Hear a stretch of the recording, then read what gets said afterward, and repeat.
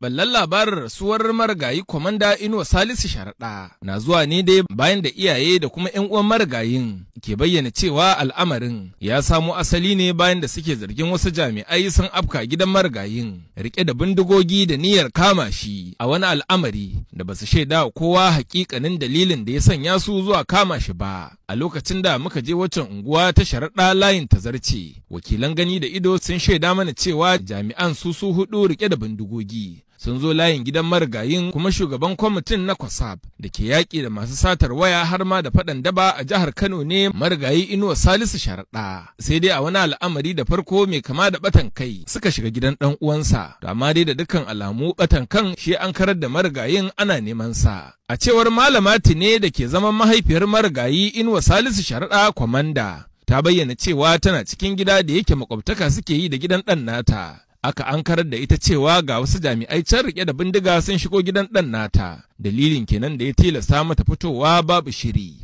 Na zo na tadda 'yan sanda biya nan, ɗaya da bindiga a hannu ɗaya babu, sai na ce ofisa ne, suka ce na ce to sannunku da zuwa, suka ce wasu. Da na shiga gidan sai na gansu suna durowa ta kan katanga, gudu sai ya tsallaka bayan makotanmu, to sai suka ganshi suka ce sako ce ba zai sako ba, sai suka bi shi kan katangan mutane, ba su da niyyar kyale shi sakowa za su yi su ma su shigan musu gida, sai ya buɗe kofa ya gudu, a je a kai masa kayansa da kashi fa sai dan karamin wando fa da riga yar karama ta bacci, ya suka ɗauki kayansa da maganinsa, ya ce a bashi da magani, ba da lafiya a bashi magani, ya girgiza sosai. Aka ɗauki magani aka kai masa, daga nan dai abu bai yi ba, dan uwan nasa sai suka ɗauke suka tafi da shi asibitin Malam Aminu. To ni ya abin da na sani sai ji nayi dan uwansa ya yi mana waya, shi wannan babban wan nasa ya ce Allah ya wa Inuwa cikawa, ina masa fatan cikawa din da cika da alhakin wani ne ya dauki nauyinsa, to Allah ya tabbatar masa a gidan kiyamarsa aljanna firdausi. Shi kuma wanda har kullun addu'a ta Allah ya tona masa asiri, abin da yaso ya wulakanta shi Allah ya mayar da wulakancin sa kansa, kuma idda mutum ya kai da cin zarafin mutane isan Allah shine ishi, akwai ran da zai kama shi ina nan a madakanta.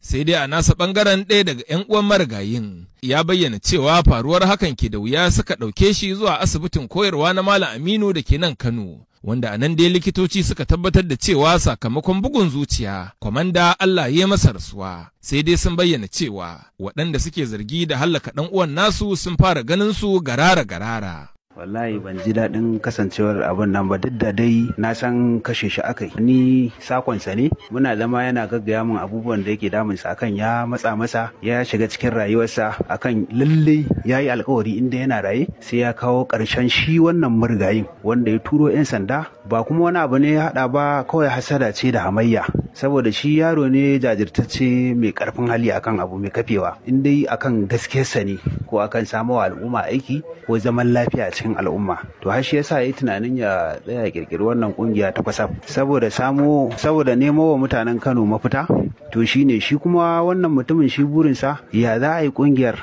yayi abin da yake so ya lalata ta ya mata zagon ƙasa, saboda baya son ci gaban al'ummar Kano.